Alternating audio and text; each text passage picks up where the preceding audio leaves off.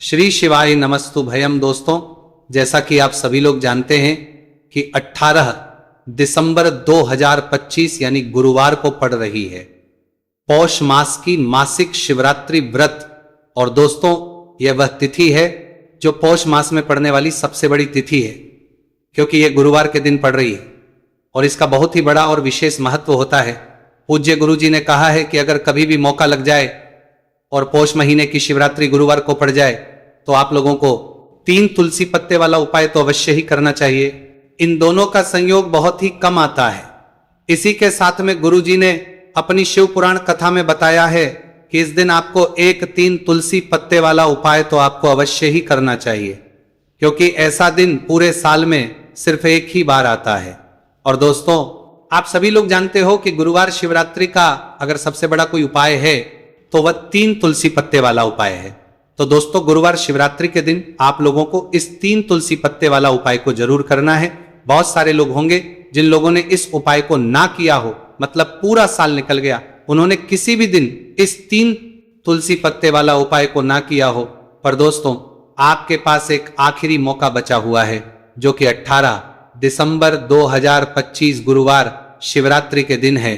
इस दिन आप लोगों को इस वाले उपाय को जरूर कर लेना है। भले ही आपने महीने भर इस उपाय को ना किया हो, आपके पास महीने भर, पर अगर आपने इस पौष महीने के गुरुवार शिवरात्रि के दिन अगर इस वाले उपाय को कर लिया तो आपको इस उपाय को करने का वह फल मिलेगा जिसकी आपने कभी कल्पना भी नहीं करी होगी। इसीलिए आप लोग इस वाले उपाय को एक बार जरूर कर लेना है, ताकि आप लोगों के हाथ से यह मौका ना जा सके और आपको इस उपाय को करने का फल मिल सके। दोस्तों, यह उपाय पंडित जी ने अपनी अभी की ही श्री शिव महापुराण की कथा में बताया है जी। इस उपाय को आज हम आपको बहुत अच्छे से समझाने वाले हैं। इस वीडियो को देखने के बाद इस उपाय को समझने के लिए आपको कोई और वीडियो को देखने की जरूरत नहीं पड़ेगी। तो चलिए दोस्तों, उपाय को शुरू करते हैं। देखिए, यह इस पौष महीने के गुरुवार शिवरात्रि के दिन ये इतना खास होता है, इतना महत्वपूर्ण होता है। देखा गया कभी कभी बड़े बड़े पूजा पाठ अनुष्ठान से जो मनोकामना पूर्ण नहीं होते, वो पौष महीने की गुरुवार शिवरात्रि के दिन एक छोटे से उपाय करने से ही आपकी मनोकामना पूर्ण होती है। और बहुत सारे लोगों ने इस उपाय को किया भी है और उनको इस उपाय को करने का फल भी जरूर मिला है। अगर आप लोग भी इस उपाय को करना चाहते हैं तो आप इस उपाय को पहले अच्छे से समझ लेना, सुन लेना, उसके बाद करना। आपको इस उपाय का फल जरूर मिलेगा और इस उपाय को कर लेने से आपके घर में चाहे किसी भी प्रकार की दुख और समस्या क्यों ना चल रही हो, आपको उसका कारण भी नहीं पता है कि भाई ये समस्या किस कारण से चल रही है। उसका कुछ भी कारण हो सकता है, जैसे पितृदोष हो सकता है या किसी भी तरह का मंगल दोष भी हो सकता है। तो इस दिन आप लोगों को यह वाला उपाय कर लेना है। ये एक ऐसा उपाय है जिस उपाय को अगर किसी विशेष दिन पर किया जाए तो भाई उस विशेष दिन का जो है वह तो हमें मिलता ही मिलता है, पर हमने उस दिन पर इस उपाय को किया है तो हमें उससे भी बड़ा फल मिलता है, और फल बहुत जल्दी मिलता है, क्योंकि आप इस उपाय को बहुत ही बड़े और विशेष दिन पर कर रहे हो। तो चलिए अब उपाय के बारे में बात करते हैं, लेकिन उससे पहले लोगों को यह जानना आवश्यक है कि आखिर ये उपाय किस समय करना है, किसको करना है और कैसे करना है।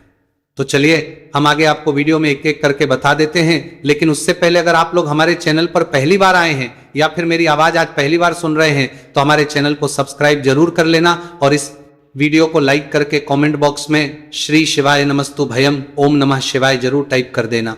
तो दोस्तों, इस 3 तुलसी पत्ते वाला को हमें इस गुरुवार शिवरात्रि के दिन कैसे करना है, किसको करना है, किस समय करना है और कहां पर करना है, ये सारे सवालों के जवाब आपको इस वीडियो में मिल जाएंगे।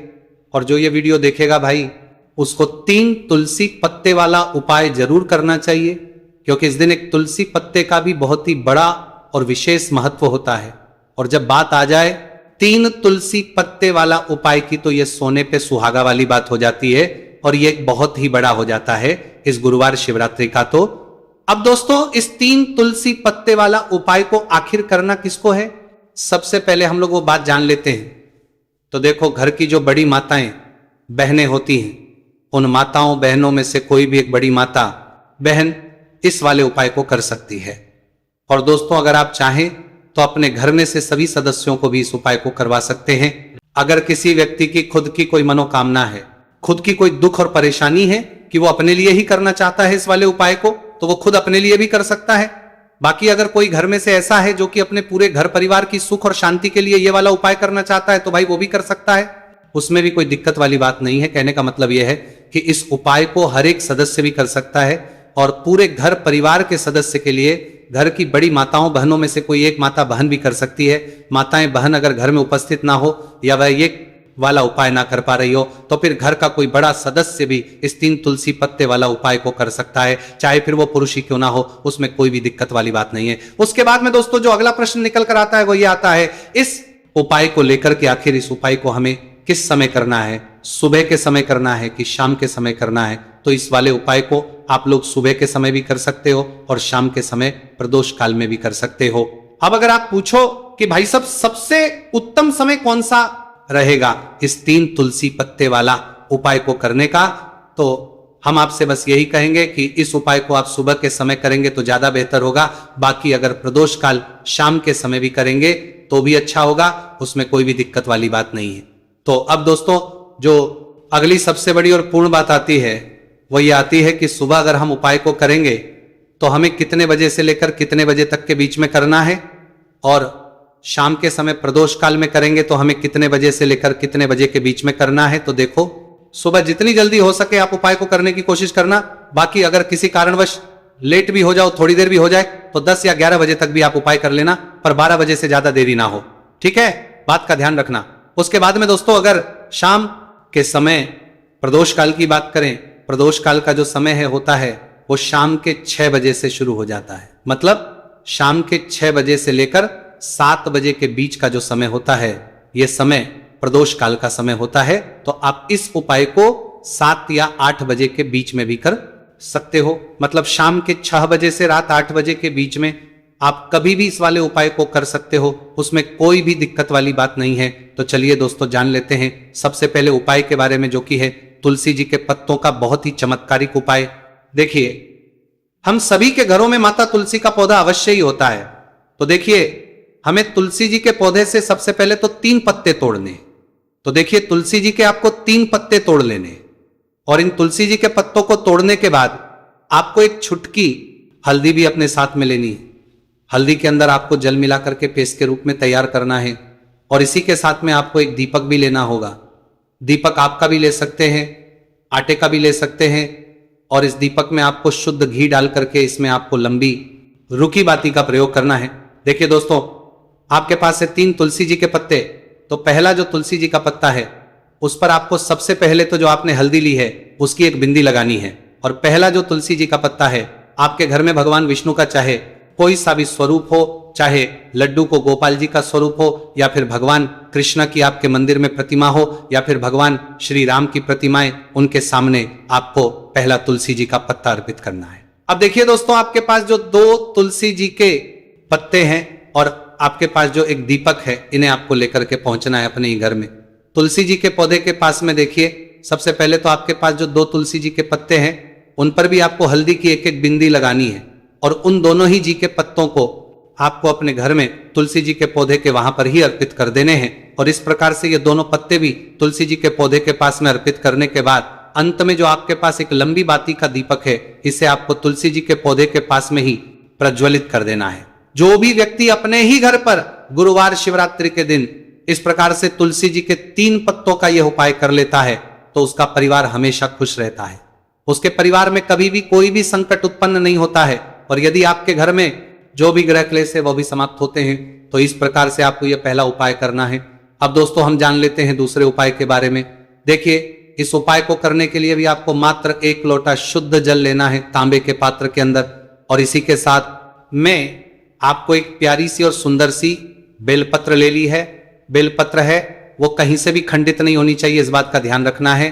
बेलपत्र यदि आपको प्राप्त नहीं हो पाती है तो आप शिवलिंग पर चढ़ी हुई बेलपत्र को पुनः शुद्ध जल से धोकर के उसका उपयोग कर सकते हैं।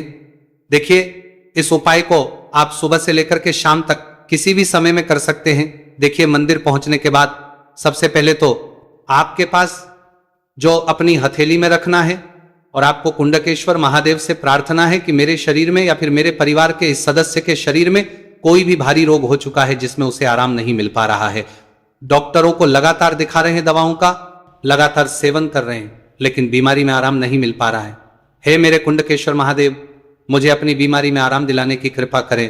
इस प्रकार से आपको कामना करते हुए ये जो एक बेलपत्र है, इसे आपको माता अशोक सुंदरी वाले स्थान पर अर्पित करनी है। देखिए, माता अशोक सुंदरी वाले स्थान पर जब भी आप ये बेलपत्र अर्पित करेंगे तो इसकी जो चिकनी साइड है वह शिवलिंग से स्पर्श रहेगी और इसको आपको इस प्रकार समर्पित करना है कि जो इसकी डंडी है वह शिवलिंग की तरफ रहेगी और इसका जो पट्टी वाला भाग है वो जलाधारी की ओर रहेगा। इस प्रकार से आपको ये एक बेलपत्री शिवलिंग पर अर्पित करनी है। इसके बाद आपके पास जो एक लोटा जल है उसे आपको सबसे पहले माता अशोक सुंदरी वाले स्थान पर अर्पित करना है। देखिए, आपको शिवलिंग के ऊपर जल अर्पित नहीं करना है, पूरा ही जल आपको धीरे धीरे जहां आपने बेलपत्र अर्पित की थी उसी के ऊपर आपको अर्पित करना है। जल को अर्पित करते समय लगातार आपको कुंडकेश्वर महादेव का स्मरण करते रहना है। देखिए, जैसे ये जल जलाधारी से होकर के बहकर के आएगा तो इसे आपको थोड़ा सा किसी भी खाली पात्र में झेल ले है और इस जल को आपको महादेव से यानी कि कुंकेश्वर महादेव से औषधि स्वर प्राप्त कर लेना है और इसे आपको अपने घर लेकर के आ जाना है। अब देखिए, इस जल का आपको आचमन करना है, या तो आप बीमार है तो आपको इस जल का आचमन करना है, या फिर घर का कोई भी सदस्य बीमार है तो उसे आपको कुंडकेश्वर महादेव का स्मरण करवाते हुए इस जल का आचमन करवा देना है। पूज्य गुरुजी ने बताया है कि जो भी व्यक्ति इस उपाय को 5 दिन 60 दिन इस प्रकार से कर लेता है तो उसकी जो बड़ी से बड़ी बीमारी है वो समाप्त होती है। देखिए, अब हम जान लेते हैं तीसरे उपाय के बारे में। देखिए, ये जो उपाय है विशेषकर उन लोगों को करना चाहिए जो बहुत ही अधिक बीमार पड़ते हैं, यानी कि आपके घर में जितनी भी कमाई होती है वो सभी बीमारी में खर्च हो जाते हैं, या फिर आपके घर में ऐसा कोई भी व्यक्ति है जो बहुत अधिक गुस्सा करता है, जिससे बहुत ही अधिक क्लेश आता है, तो उसके लिए भी आप ये उपाय कर सकते हैं। तो देखिए, इस उपाय को करने के लिए आपको गिन करके गुड़ के 60 टुकड़े लेने हैं। गुड़ के आपको 60 टुकड़े लेने हैं। देखिए, आपके घर में जो व्यक्ति बहुत अधिक बीमार रहता है या फिर कोई व्यक्ति बहुत अधिक गुस्सा करता है तो आपको ये जो 7 गुड़ के टुकड़े हैं अपने सीधे हाथ में रखना है और उस व्यक्ति के ऊपर से आपको घड़ी की दिशा में 7 बार सर से लेकर के पैर तक उतार लेने, यानी कि उस व्यक्ति के सर से लेकर के पैर तक आपको इन गुड़ के टुकड़ों को 7 बार घड़ी की दिशा में घुमा लेना है। अब देखिए, इन गुड़ के टुकड़ों को बार घुमाने के बाद आपको लेकर के सीधे पहुंचना है भगवान शिव के मंदिर में। आपके घर में यदि शिवलिंग है तो वहां पर भी आप इस उपाय को कर सकते हैं, या फिर मंदिर में भी इस उपाय को कर सकते हैं। अब देखिए, आपके हाथ में जो 7 गुड़ के टुकड़े थे जिन्हें आप मंदिर लेकर के आए थे, उन्हें आप कुछ शिवलिंग के ऊपर रखना नहीं है, केवल शिवलिंग के ऊपर आपको 7 बार घुमाना है। और जब भी आप ये गुड़ के टुकड़े घुमाएंगे तब आप कल्याण शाबर महादेव का बहुत ही सुंदर सा नाम लेना है। गुड़ के टुकड़ों को इस प्रकार से घुमाने के बाद आपको महादेव से प्रार्थना करनी है कि हे मेरे महादेव, कि ये जो मेरे परिवार का व्यक्ति है बहुत अधिक बीमार रहता है, बहुत अधिक गुस्सा करता है, क्रोध करता है, हमेशा चिड़चिड़ा रहता है, आप इसकी इस प्रकार की जो समस्याएं हैं उन्हें दूर करें। और इसके बाद आपको ये जो गुड़ के टुकड़े हैं 7, इन्हें अपने घर लेकर के आ जाना है और एक एक गुड़ का टुकड़ा आपको प्रतिदिन जो व्यक्ति बीमार है या फिर जो बहुत अधिक गुस्सा करता है उसे खिला देना है। उस व्यक्ति का जो भी क्रोध है, गुस्सा है, वह हमेशा के लिए शांत हो जाएगा। इस प्रकार से आपको यह उपाय करना है। अब दोस्तों, हम जान लेते हैं चौथे विशेष और अंतिम उपाय के बारे में। देखिए, इस उपाय के लिए भी आपको मात्र एक लोटा शुद्ध जल लेना है तांबे के पात्र के अंदर। अब देखिए, इसी के साथ में आपको एक चुटकी हल्दी लेना है, आपको जो है वो पीसी हुई लेनी है और इस हल्दी के अंदर आपको थोड़ा सा जल मिला करके एक पेस्ट के रूप में तैयार कर लेना है। अब देखिए, इसी के साथ में आपको एक दीपक ले लेना है। दीपक आप चाहे तो मिट्टी का भी ले सकते हैं, शुद्ध आटा बनकर उसका भी दीपक तैयार कर सकते हैं। इस दीपक के अंदर आपको लंबी रुखी बाती का प्रयोग करना है और दीपक के अंदर आपको शुद्ध घी का प्रयोग करना है। इस प्रकार से आपको एक दीपक भी तैयार कर लेना है। देखिए, ये उपाय विशेषकर उन लोगों को करना है जिनकी कोई भी ऐसी मनोकामना है जो अभी तक परिपूर्ण नहीं हो पाई है। उन्होंने कई प्रकार के व्रत कर लिए हैं, कई प्रकार के उपाय कर लिए हैं, कई प्रकार के टोटके कर लिए हैं, मनोकामना परिपूर्ण नहीं हो पाई है, तो आपको ये उपाय इस गुरुवार के दिन करना है। देखिए, सबसे पहले तो आपने जो ये जितनी भी सामग्रियां ली हैं इन सभी को लेकर के आपको पहुंचना है। बेलपत्र के वृक्ष नीचे देखिए, बेलपत्र के वृक्ष के नीचे जो मिट्टी होती है, सबसे पहले तो आपको वहां पर इस एक चुटकी हल्दी से स्वास्तिक का निर्माण करना है। अब देखिए, आपने जो ये हल्दी का स्वास्तिक बनाया है, इसी के ऊपर आपको जो एक दीपक है लंबी बाती का, उसे भी रख देना है। ध्यान रखिए, इस दीपक की जो बाती है उसका मुख आपको उत्तर दिशा की ओर रखना है। इस प्रकार से आपको यह दीपक भी बेलपत्र के वृक्ष के नीचे रख देना है। इस प्रकार से आपको यह दीपक बेलपत्र के वृक्ष के नीचे प्रज्वलित कर देना है। अब देखिए, अंत में जो आप एक लोटा शुद्ध जल लेकर के आए हैं, उसे आपको अपने सीधे हाथ में रखना है और आपको महादेव से, माता पार्वती से प्रार्थना करनी है। देखिए, बेलपत्र के वृक्ष के नीचे किए जाने वाला यह सबसे चमत्कारिक उपाय है। तो देखिए, आपकी किसी भी प्रकार की मनोकामना है, चाहे धन प्राप्ति को लेकर हो, व्यापार कर हो, नौकरी को लेकर हो, विवाह को लेकर हो, किसी भी प्रकार की मनोकामना है, तो उसे आपको महादेव से तथा माता पार्वती से परिपूर्ण करने की प्रार्थना करनी है। और यह जो जल है, इसे आपको अपने सीधे हाथ में लेना है और बेलपत्र के वृक्ष में आपको अर्पित कर देना है। यह जो जल है, इसे आपको 7 बार में ही बेलपत्र के वृक्ष में अपने सीधे हाथ की हथेली से अर्पित कर देना है। देखिए, गुरुजी ने बताया है कि जो भी व्यक्ति इस उपाय को इस प्रकार से गुरुवार शिवरात्रि के दिन या फिर आने वाली पूर्णिमा या फिर नवमी की तिथि पर कर लेता है, तो महादेव और माता रानी की कृपा से उसकी जो भी मनोकामना है वह निश्चित ही परिपूर्ण हो जाती है। तो दोस्तों, ये थे पूज्य गुरुजी द्वारा बताए गए कुछ बहुत ही खास उपाय। अगर आपको जानकारी अच्छी लगी हो तो वीडियो लाइक करिएगा। मिलते हैं फिर एक नए वीडियो के साथ। श्री शिवाय नमस्तुभयम।